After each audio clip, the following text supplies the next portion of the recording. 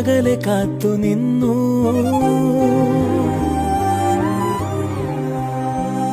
ഒരു കാറ്റായി മഴയായി കിളിവാതിലിൽ വന്നു ചാരേ നിന്നെ കൺപാർക്കുവാൻ.